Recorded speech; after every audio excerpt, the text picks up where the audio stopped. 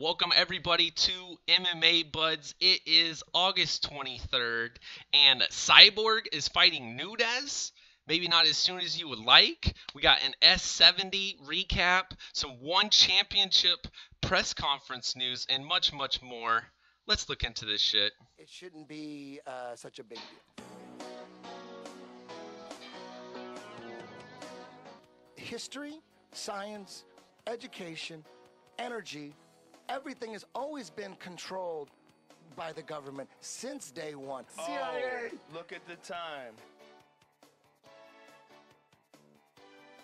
You figure it out. You try to figure it out. No, it No, seems like because when they people look into it, it's common sense. When you look into it, What is up, ladies and gentlemen? Oh, wrong screen. There we go.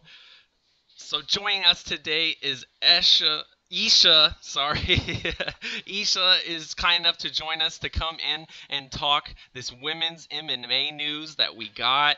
And boy, it couldn't get any better than this in terms of fight announcements. It is official now. Cris Cyborg is going to face Amanda Nunes December on the UFC 232 card. And Isha, what are your first thoughts when you heard this? I'm excited. But you can hear my voice, right? Correct. Okay, good, because that was like point number one. I'm super excited. Honestly, I think this is a fight that's been long overdue. I feel like there's honestly no one that either of those fighters can fight in their division. So we need a super fight. We need a female super fight. This is something we just haven't seen before right now. So honestly, I was really stoked. I went to all social media, just posting all about this fight. I've been talking about it for a while. I know Cyborg wanted to fight a little bit earlier than December, but I mean, I think fighting in December, especially being the card at the end of the year, is super smart. It's still uncertain if it's going to be the main event. This is definitely a main event fight for me, and I'm pretty sure it is for a lot of people, but honestly, I'm so stoked. And it's kind of crazy because I just don't know who's going to win, honestly. It's a great fight. I mean, I love to wait until the weigh-ins to really see how they look to give my complete analysis, but just right away, honestly, I might pull for Amanda Nunes on this one. I think she could come in potentially. Misha Tate, I was listening to her show yesterday. She says she hits like a dude, and she will tell you this all day long. And she believes that, she actually has a 1-inch reach advantage over Cyborg. So people will quote unquote say Cyborg's bigger, and Misha's just like, whoa, she's got an inch on reach. Why doesn't she just come in smaller, faster, and see if she can get in and get out on the girl? I think that we haven't seen Cyborg tested since her Muay Thai fight with Jorina Bars. I guess Holly Holm gave her a pretty good fight, but I'm definitely excited for this one right here. Yeah, I think Holly Holm did really good. I mean, she went all 5 rounds. I mean, it was still a bit one-sided for me watching the fight, but at least she went 5 rounds with her, and that's something that not a lot of people can claim. But as far as Misha Tate, she's not the only bantamweight to say that about Amanda Nunes. There's actually been a handful of other fighters that have been talking about how powerful of a striker she is. I mean, we've seen what she's done to Ronda Rousey, who Cris Cyborg has been wanting to fight for a really long time, who I think both of these fighters, I mean, Amanda Nunes already proved it, but I mean, even Cyborg versus Ronda, come on, pretty sure that would go in a little bit more of Cyborg's favor. But I mean, if we look at the bantamweight division right now, so you have the champion Amanda Nunes, you have Holly Holm, who they keep using back and forth between the featherweight and the bantamweight division. You have Caitlin, who's number 2 in the division, but she already has a fight scheduled. Juliana Pena just had a baby, so she's taking care of that. GDR is going to be fighting Raquel Pennington. And then Kat Zagano just won her fights, and then, she's trying to do this whole redemption thing, and then now we keep going down the list. So really, who makes sense for Cyborg? Who makes sense for Amanda Nunes? There's no one in the featherweight division. So this fight is exciting. Amanda Nunes wants to come up to 145. We already know the weight cut issues of Chris Cyborg and how she is only going to be staying at 145. She wants to put her belt on the line. Like, let's do it. So Amanda Nunes, this could be history for her if she does beat Chris Cyborg. She can become the first two-belt champion or two-division champion from two divisions. So that's impressive to me. This is a very big fight, and I really hope it's the main event. And it's going to be kick-ass. Honestly, I'm just going to go there and watch the fight. I'm going to root for both ladies because I don't think I can go down that road of, like, who's going to win. I'm either going to be really sad or really happy either way. So oh man, we're definitely all tuning in, that's for sure. It's kind of a throwback to last year. Last year here was Cyborg main eventing the New Year's card, and when I think she had Habib last time, if I'm not mistaken, but maybe I'm wrong. And now she's back on the New Year's card again. I kind of like what they're doing here. It's almost like they're trying to give you that, I don't know, a Cyborg quote-unquote freak fight or something and steal away from the shine over at Risen. I kind of see that a little bit being done here. Well, some people are like, yeah, you should go leave the UFC. Like, you know, all these issues are happening. You should leave the UFC, go to Bellator, go to Risen. Like, she's loved in Japan. It's not like she's a stranger in Japan. She always supports Gabby there. Mm-hmm. So, yeah, I mean, we can all see the foreshadowing now of, like, how amazing she would be in other federations. So, at the end of the day, why wouldn't she go with the big fight with Amanda Nunes and, like, honestly really, like, put her belt on the line and actually defend her belt in a historic way? I don't know, man. It gets me very – I know I keep saying it, but I'm honestly very excited. Of course, I'm, like, a sucker for women's fights. But this is long overdue. I mean, the featherweight division is, like, kind of going down this, like, spiral of uncertainty of, like, what the UFC is even going to do with it. So this is something that kind of keeps that spark alive. But have we seen Amanda Nunes fight at 145? I mean, I haven't. So, you know, is she going to carry that same power from a 135 division and fight a bigger girl like Cyborg?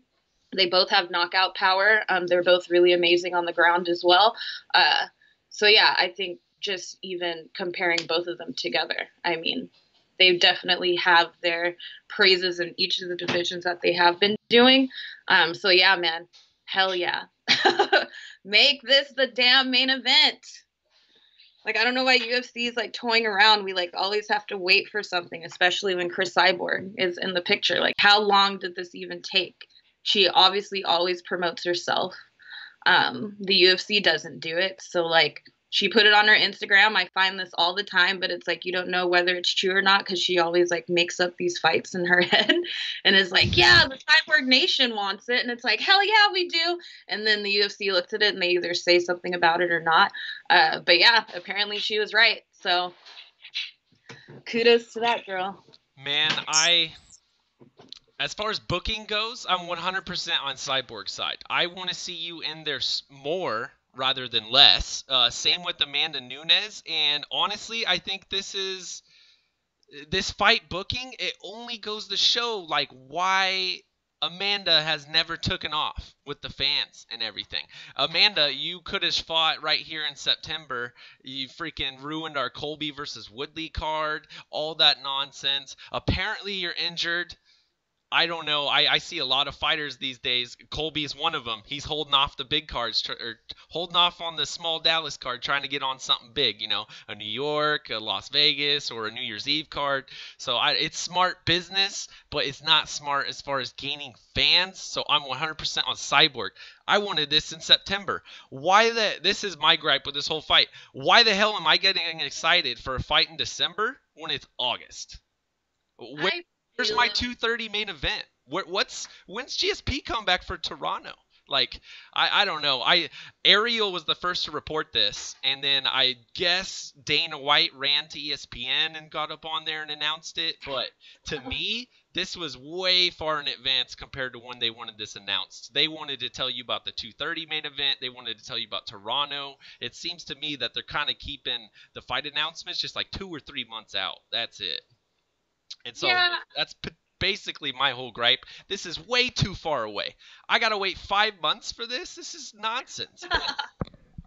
But honestly, to be fair, like this kind of gives a little bit of hope, especially on Cyborg's favor.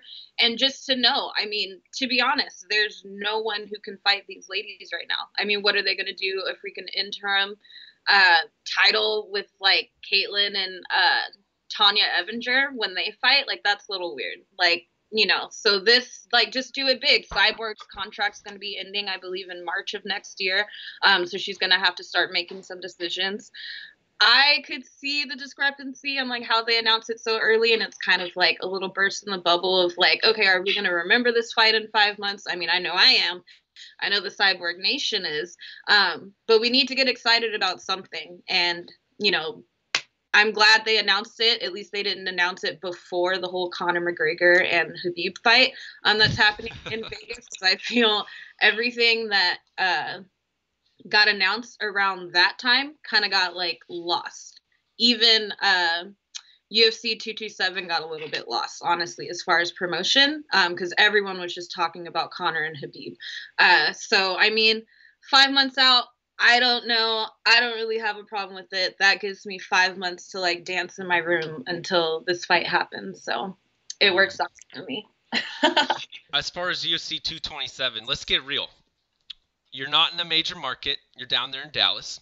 You are during the beginning of the football season. That pretty much means you're getting no love. If you're fighting the very, very beginning of football season on that first Saturday, and you think people are going to go pay and watch the UFC when they got freaking 50,000 college football fights to watch, that's never going to happen. That's why you don't promote this. And so I get what the UFC is doing here as far as that goes. And I get why Colby held out. I get why Cyborg held out and Nunes. Apparently they paid Woodley enough money to get on that card. So I got no idea as far as that goes. I just, in your mind, I would love to discuss this.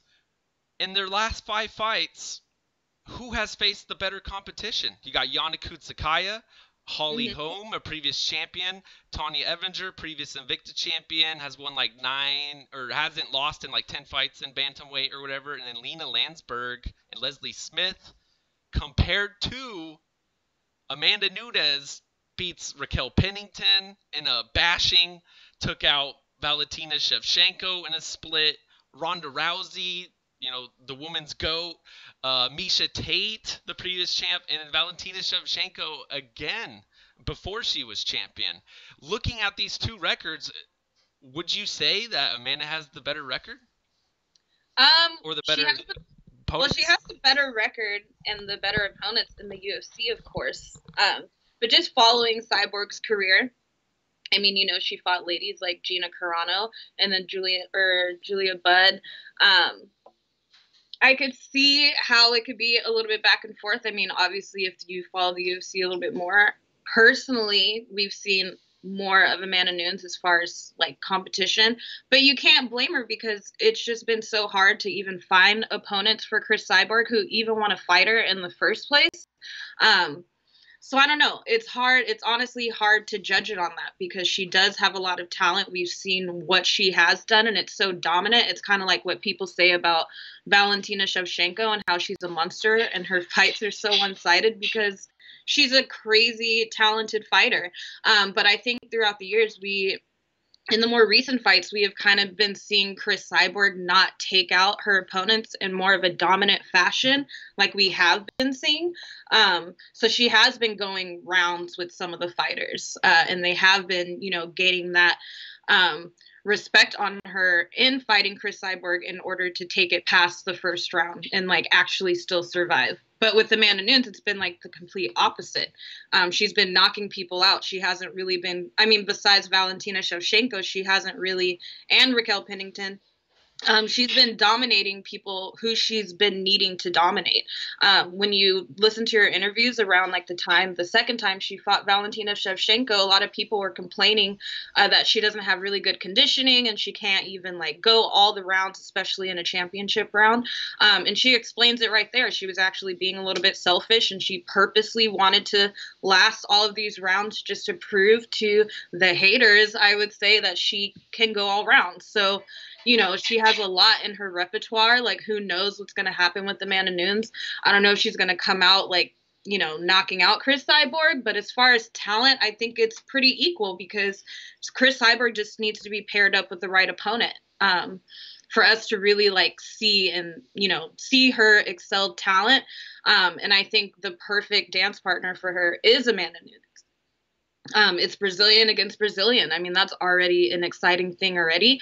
But if we're going down the list as far as like Chris Cyborg's side, I would probably say Holly Holm is really like, I mean, I hate to say it, but like she really just hit the ball out of the park by going all 5 rounds with Chris Cyborg. And she was connecting and she was getting her, I don't want to say rocked, but like she was getting her here and there. So that's why this fight is very interesting because it honestly can go either way.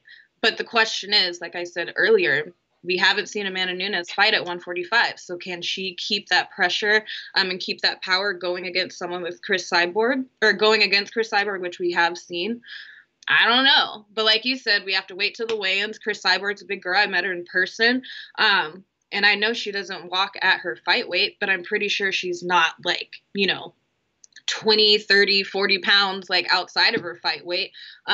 So yeah, it really, there's a lot that goes into this, at least for me. So it's a little exciting. I think we're going to see the Chris Cyborg we've been like missing. And then we're just going to see a new and improved Amanda Nunes, who's literally going to have the toughest fight of her life. If I compare it to Ronda Rousey, no way. Like this, it's really hard to put Ronda Rousey in categories like this. Because I know both fighters 100,000,000% will beat her, including Chris Cyborg. So I can't even think about Ronda right now. I think Valentina Shevchenko is a little bit more tougher opponent than Ronda Rousey, in my opinion. So Chris Cyborg, Amanda Nunes, just think about it, man. You have 5 months to think about this. That is what the UFC wanted to give you, damn it. So take it. Don't pop the bubble. Just run with it. And dance like I do. So you touched on something. You think Cyborg doesn't walk around that much higher than 145s? I highly doubt that. I feel like that girl walks in the cage 165, 170 at least. Like 30, 40 pounds over, you think? No, 25. I think 20, she gains 25 pounds. 30, 40, I don't think so. But 25, 20 sounds a little bit more reasonable, in my opinion. Yeah, because Megan Anderson is cutting that much weight as well. She's way up there at like 170s as well, from what I've heard. Yeah, these girls are cutting like 18 to 20% of their body mass. It's disgusting. But you know, they don't have 155-pound division, so that's whatever. You did touch on something else, too. Cyborg has been doing these 5-rounders as of recently. She's not been as dominant as what we had seen. And I recall an Amanda Nunes fight as well, where, like, people were doubting, could she go 5 rounds? She's so explosive. It was that Valentina Shevchenko second fight, because she lost that 3rd round. And she wanted to come out and keep all her stamina, make sure she had enough energy for all 5 rounds, and she came out and kind of gave us a little bit of a lackluster fight. So if both these girls want to come in and say let's go 5s, I don't know if I'm going to be excited for that, because I want to see them go out there and just throw hands. I think either way will be exciting, though, honestly. Because, I mean, yeah, we've seen it with Amanda Nunes going with Valentina Shevchenko, but apparently those were very close fights. According to Valentina, they were also controversial because she didn't look too happy when she was getting those results back. I agree with her. I don't know about the first fight, honestly, if we have to assess that real quick. I really thought at the time Valentina had that, and I was like, oh. Like at the results, but I wasn't hating too much because it was honestly a really close fight. But I did think in the second fight, Amanda Nunes won, but I think that was when Valentina was the most upset. But do I want to see a 3rd fight with them? I mean, it's probably not going to happen now that she moved to flyweight, but I don't know. That just didn't excite me as much. So I'm totally down to either have this fight finish in the 1st round because my head would probably explode. But then I'm also just interested to see these fighters go back and forth and see how their game plan matches up with each other. In a 5-round fight. Like, that's insane. Like, I feel like it would be very back and forth. I don't even feel like there would be someone holding, you know, someone against the cage or anything like that. I honestly feel it would be like a back and forth thing. Kind of like Jessica Andrade versus Angela Hill, who's fighting this weekend. But that fight, oh my God. Like, Jessica Andrade, like, picked up Angela Hill and was just like, yeah, like, after the fight, like, honestly, it was so back and forth. Like, my brain was like playing ping pong, man. Like, those fights are exciting. And I think if this does go all rounds, like that Holly Holm fight, that's exciting stuff, man. Angela Hill is a very exciting fighter, so I can see why that was exciting. And Andrade, man, that girl is a beast. She's like, what do you? She's They from call the her rural like area of it's Brazil, cyborg, basically man. like a farm chick or something like that. Is how she grew up. That's how she got all her strength, and that's nuts. Dude, What's yeah, I they gonna say? call her a mini cyborg. And I Hmm, can see it. Like, she's so tiny. She's literally like Cyborg's mini me. But man. it's like amazing, but she's such a monster. Like that fight with Gedalia, like holy shit. What? I Yeah, I didn't don't see know that how many coming. people picked that right. Exactly. So, But let's touch on Cyborg, and everyone in the chat seems to think that she's got 1 to 2 fights left on her contract, and that mhm. seems about right. You say it's up in March. I wouldn't disagree with that. So let's be real. The UFC attempts to make a 145-pound women's division. They completely fail at every regard. They bring in a bunch of girls for tough. They literally sign like none of the 145-pounders. They brought in a bunch of 35ers, is the story that I heard. And if you look at the divisions, Bellator has the featherweight division. They're the only ones. I think there's only really one promotion that can handle something like that, and so I'm excited to see what happens. Win or lose, I believe she's going to go out on the market and get what she's worth. Yeah. Whether, is PFL ready? I don't think so yet. They're going to still try to build Kayla Harrison. Let's see what happens there. But Mhm. Bellator seems like Scott Coker is going to make the call. The day he's legally able to, he's going to get in touch with that Oh girl. yeah, man. He's like watching through his blinds. Like, he probably pays people just to like, you know, hold binoculars just to literally spy on the next talent. Like, Bellator is doing it right. And it's kind of sad because the UFC really did, when they announced this division, they really did have a time gap of like when they could have recruited these fighters, 145 fighters. And then it's like they were just sitting there because they're not promoted anyways. And then literally Bellator was just like, promote, promote, let's recruit. And I was just like, dang. And like all of a sudden there was this article where they just literally recruited like a handful of female fighters. Um, Mm. One of them being Amber Leibrock, who's fighting, oh my gosh, I'm like forgetting her name right now, but she literally just fought Julia Budd for the second time for the belt, and then ended up losing. But if Amber Leibrock ends up winning this fight, then she's going to fight for the belt. There's like a lot of excitement that's going on right now in Bellator that, you know, the UFC can't match. They're having their tough season with Blencow, that's who it is. Sorry, so forgot about that. But the tough season that's happening with Robert Whitaker and Kevin Gastelum is for the 145 division. They haven't announced if, you know, the winner fights the champion in the end. We know Robert Whitaker and Kevin Gastelum are going to fight, but you know, this is also about the 145-pound division. So what's going to happen with this now? They really haven't given us some type of direction, which also is sad because this is kind of the time to hype it up, especially with this fight announced. They have 5 months to promote Tough. They have this fight going on. Maybe the winner can fight for interim. Like, honestly, I don't even care at this point. Like, but I feel they need to do something with it. And once again, the UFC is losing out on this like marketing promotion. And Amanda Nunes and Cyborg are no strangers to not getting promoted in the UFC. I mean, we've seen it numerous times. So they're not a stranger to it. So this fight needs to happen for both of them. And I hope it really does get hyped in the way that I'm visioning in my brain right now. Well, you heard it here. It's time to get hyped for Cyborg versus Nunes. Might not be as soon as we would like, but New Year's Eve, set your calendars. Everyone get excited. Make sure you follow ESHA knows MMA _ over on Twitter. Check out her work for MMA Today and everyone else. Do you got anything you want to plug before you go, Isha? No, but I will be my next live event. I will be attending UFC 228 in Dallas to see what Tyron Woodley and Darren Till do in that main event. You have, once again, Valentina Shevchenko fighting for the belt against Nico Montano. That's long overdue. I'm super excited for that. So if anyone's going, come say hi. I'm probably the only one that looks like this, so I'm very easy to find.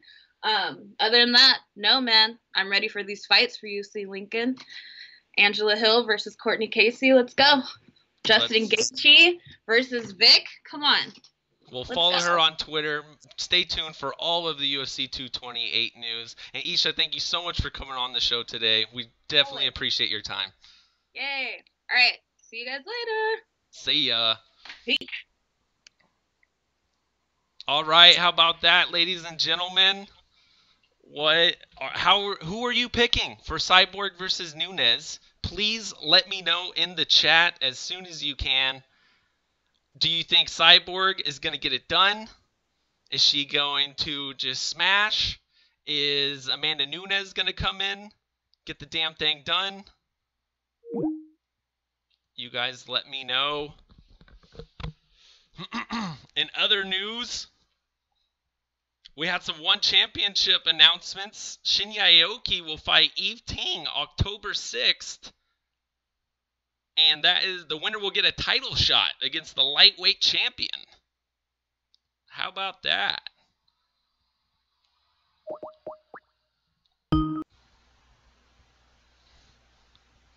Boom.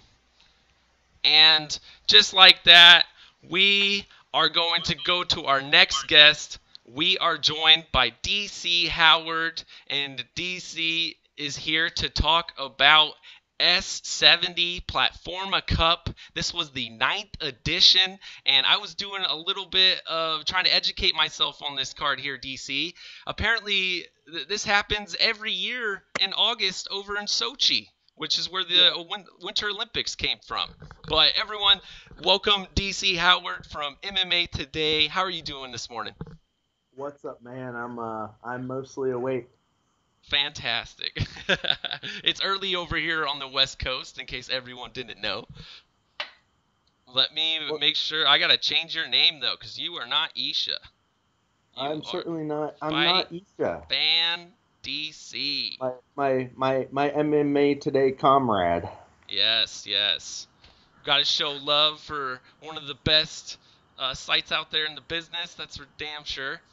Hey, we're doing our best, man. We're doing our best. Heck yeah. Well, let's jump in, man. This S70Platforma card kind of snuck up on me. I was like, oh, we got a Wednesday card here. This is kind of exciting. And the next thing I know, I'm looking at it, and the fight is not quite starting on time, and people on Twitter are like, yo, man, this is Russian MMA. It's a nice summer evening over in Sochi. Don't get your panties in a bunch. And then the next thing we know, we get a sighting of Vladimir Putin making the walk to the cage, and now the next thing we know, we can get started with these fights. I never thought that I would tune in for a fight show and wait over 2 hours for Vladimir Putin to show up, but now I have. Holy smokes, it was a 2-hour delay? It was a 2-hour delay. It was crazy. They made everyone in the arena just chill and just wait for Putin. And it's funny, he doesn't even look like he gets into the fights that much, but hey, when you have an honored guest, you wait for your honored guest. You couldn't put it better, man. And so this one, as I was checking out this card, I'm getting excited for the cards of the week, and there's this S70Platforma at the top of the card. Two pretty good-looking heavyweights, man. A Russian with over 20 wins, I think only like 4 or 5 losses, and then a Brazilian who I believe is coming in here at like 6'7" or something, some massive guy. And so I was excited for this, and to be completely honest, this is a better card than that the Akhmet 51 card that we got coming up. It's much better than that Akhmet card. This was. You can see that they really put a ton of effort in to get not only as you pointed out, one of the top Russian heavyweight prospects in Denis Galtsov, but they got a lot of prospects from around the world. The Galtsov fight was a really interesting one in the headliner because, like you pointed out, we got this 6'6" Russian guy who has to take on a 6'7" UFC veteran. So it was interesting to see how he handled the distance. He played it a little bit safe to start, kind of felt out his jab, and then Galtsov really got inside and just took out Ednaldo Oliveira as soon as they got in clinch distance. I know you get that clip up somewhere here for us, Dan. Yeah, let me get that main event clip going. But holy smokes, according to your announcement, man, this thing over-delivered in terms of maybe what you were expecting. Absolutely, man. It was it was one of those shows where it pretty much lived up to the tip top of expectations. We had 12 fights, we had 10 finishes, and they were good ones. If you do check out my articles on MMA Today, which of course I know Dan from Oregon does, but the rest of you guys, if you check them out, they always have all the highlights. Whatever is up from Gerbaka Hitman and Joe Lasanda, Wild Matt, and all of our other, Maldababo, all our other great GIF guys. And yeah, we got some great highlights from this one. We got in the main event, it was a great Darce choke from Galtsov, but we had a lot of great KOs the rest of the show. So it definitely did not disappoint. And yeah, the main event, the Russian comes out and syncs up the Darce choke in the second round, if I read correctly. And so, man, and then they got to pan to Putin and see how he reacts. How does the king react?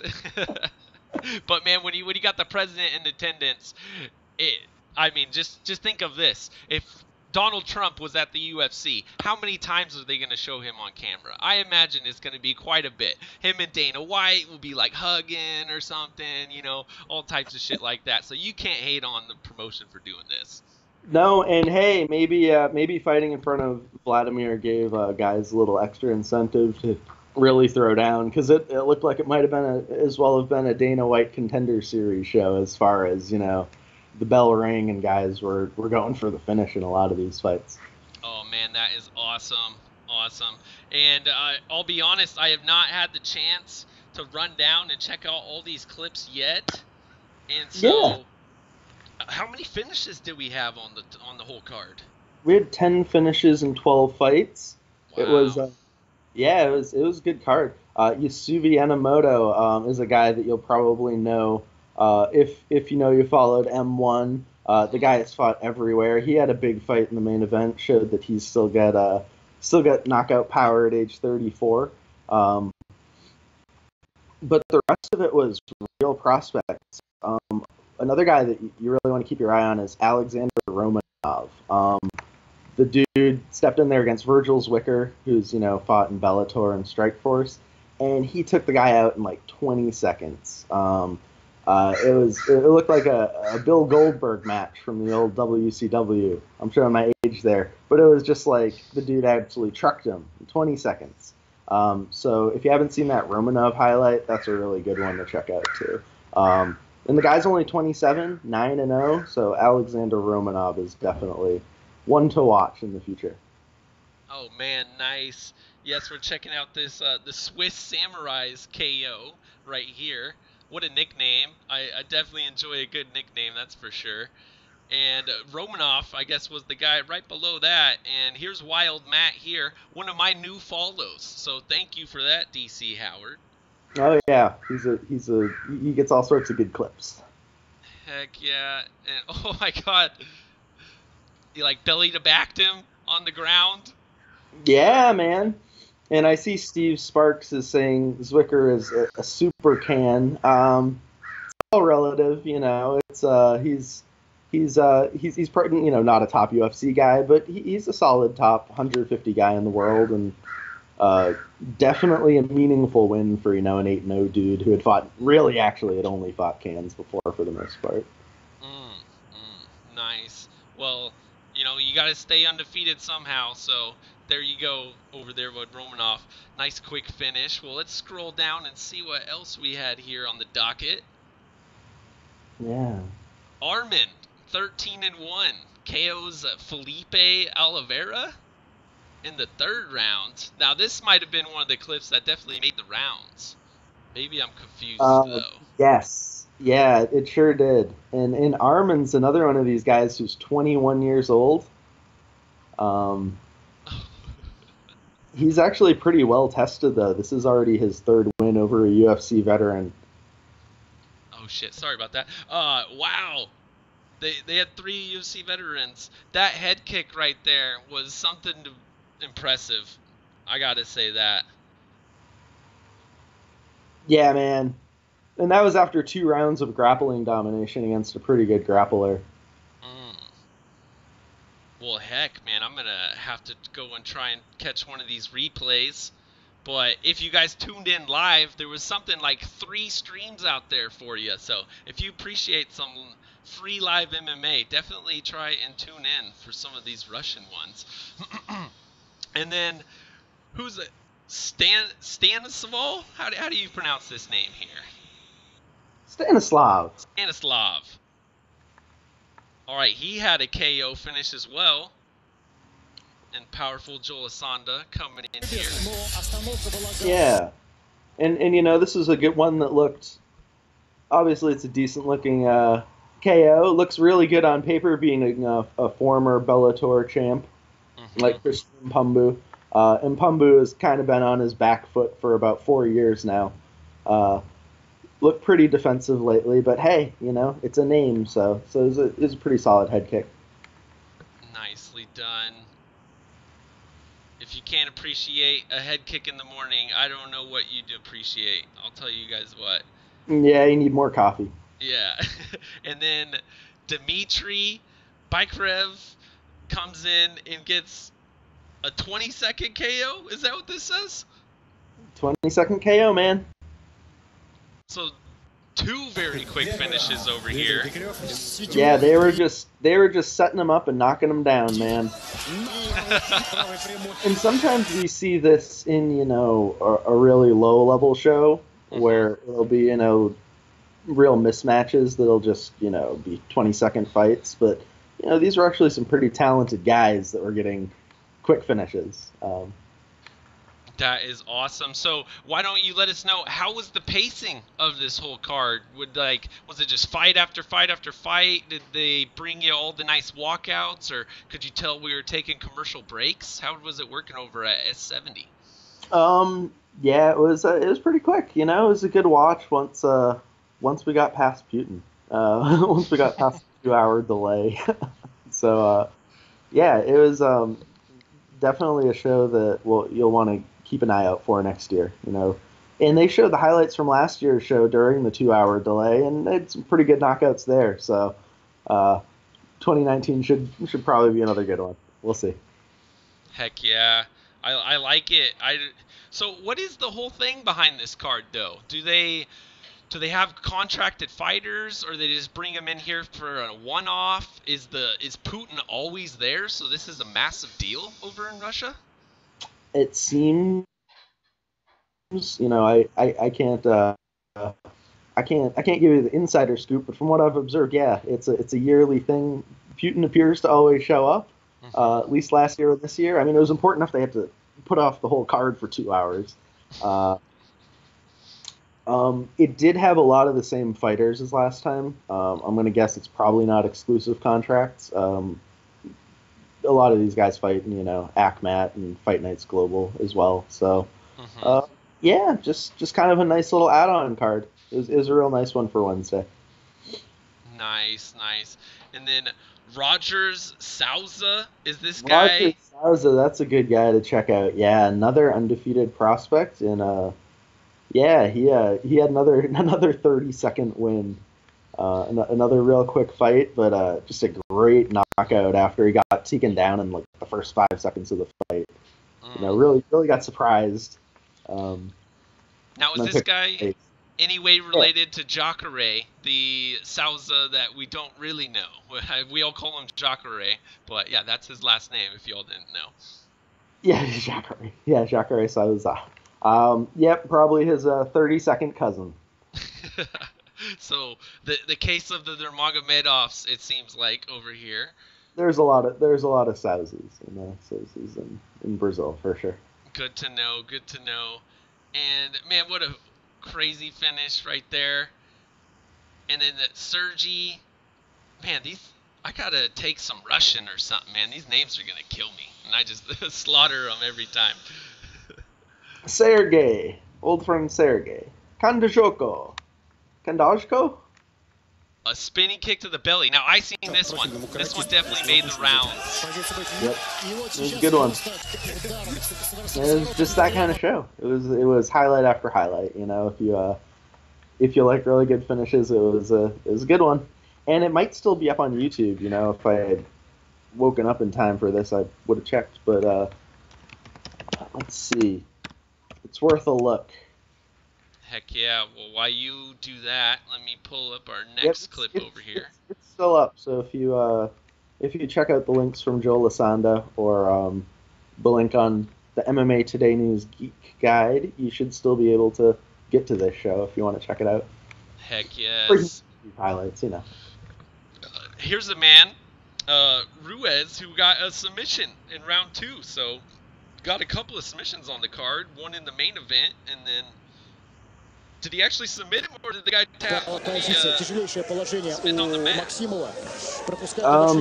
That one, boy, that's a memory test for me, Dan. He was pounding on him, he flipped him over, and then locks in the rear naked choke. Yeah, there was like no tap. Oh, and he goes completely out. And that was rough for Maximov because he was winning that fight. He was winning pretty much every second of it. But really? Second it hit grappling range, the Spaniard took over, which isn't what we usually think. Usually assume the Russian guy's probably going to kill him once it hits the wrestling game, but not so. Zebinzui Ruiz showed off some pretty good skills. Nicely done there. Yeah, you got the quick finish, put him completely out. So if you enjoy PFL and watching fighters go completely unconscious, then this might have been up your alley. Well, in another thing that was very similar with PFL is, you know, it was good fights from the get-go. There wasn't a real slow, you know, ascent up to the main card. It started right out with, you know, a big show veteran in Chase Gormley getting KO'd by a totally unheralded Russian guy. So yeah, it was as soon as Vladimir showed up, they just started lining him up and taking him out. Yeah, so his opponent was 11-7, not exactly the best record you've ever seen. Yeah. Well, holy smokes! And a guy who had never beat anyone good before, but he, you know, who knows? Maybe it means that Gormley has kind of finally had the wheels come off, or who knows? Fighting in Russia is hard. All that jet lag, you know. I never draw too strong a conclusion, you know, from just watching a one-off fight overseas, because, you know, we do see a lot of the time guys kind of take a nosedive when they fly halfway across the world. Man, so get there early. Yeah, PFL too. You know, like some of those Dagestani fighters have just been utterly dominant, and they've fought some. You know, they come over here and it's a little bit tougher. You know, even fighting the same level of guy away from home can be tougher. Definitely. We've seen some of them bounce back real nicely, though, over there at PFL. And then I got to give a shout-outs to Bellator last week in South Dakota. I believe on the Fight Pass, or no, it's not the Bellator Live prelims, we got like 4 fights in 40 minutes. It was some of the best pacing I've ever seen. Bellator came hard, was coming hard with the finishes. So we not only got to give love to PFL, but Bellator deserves some love as well. Well, we should we all have ACB to thank, because they really set the bar a couple of years ago with the quick pacing, and then everyone realized if you're not showing ads, you might as well get the fights in and keep people entertained. Heck yes. ACB, may you long live on. Less show, more fights. Less pay-per-view, more free streams. We'll see. Let's see. Those days are long gone, DC Howard. I hope everyone was there to enjoy it. If you came in late, it sucks to be you, but this is the point in Russian MMA that we're at. There's less oligarch money coming in. We got to make some of that real money somehow. So hit up Reddit MMA streams for those UFC pay-per-views and go buy some international cards, you sickos. There you go. Yeah, that's my game plan at least, man. I can afford to zone and whatnot as long as I'm not buying 13 pay-per-views a year. I sacrificed ESPN. Not that I had to, but it's like, why am I going to pay $20 just for ESPN? Anyways, yeah, there's a million things they want you to pay for these days. Right. And yeah. I'm one of the sickos who just knows somebody with a package with ESPN on it, and so I use their password. There you go. That's how I roll. I will be buying ESPN Plus, though, man. For $50 a year, we're going to get not only prelims and all that other cool shit, but 20 dedicated cards from the UFC. You cannot beat that price. I don't even care. That's a 5-finger discount if I've ever seen it, man, on 20 megabytes cards. $50 a year most fight fans can probably handle. Yeah, I think so. And we'll see what happens with Fight Pass in the future. I still have it. I love Titan FC. I love Invicta. I love EBI. Yeah. And so I don't know what's going to happen to Fight Pass, though. Nothing like going and watching some old Pride fights on a Tuesday night. And just side note real quick, EBI coming up, I believe, is going to be like an all-female card. I think I heard that freaking rumor somewhere. So is that true? Say again? Is that true? Eddie Bravo said that somewhere. And so, it must be true then. Yeah, let me do some more research into that. It just kind of came to the top of my head. But, man, let's touch on Akhmet. They got their 51st edition. And that's going to happen today, Battle of Volga. It's happening right now, yeah. Oh, shit, happening right now, so we'll be sure to jump in. If you guys ever did watch ACB, they had their Young Eagles cards, or the Strikeforce Challengers cards. This is pretty much what you could compare that to. There's a couple of nice fights right there at the top, and then a lot of young guys that are going to be able to go in there and get some nice experience inside the cage. Yeah, and if you've never watched an Akhmet card, expect a lot of wrestling. Definitely. What was it? The last Akhmet card, I caught the last 6 fights. We knew that there was going to be some wrestling going on in the main event. The heavyweights delivered like crazy. The flyweights, oh my God, that was an amazing flyweight contest. The Russian got out-wrestled by the man from Turkey. There's the new flyweight champion there. And the 2 spinning back kick KOs in a row there. So I don't know. I totally lucked out. I was just like, oh, let me watch these last 6. And at least 4 of them were fantastic fights. They were excellent fights last time at WFCA 50. And that was, like you said, that was like their big card. And the one that's going on today, which you should be able to get a link to YouTube. Actually, Akhmet is streaming it themselves on YouTube, it seems. So yeah, if you want to check that out, Pedro Nobre is in the main event today.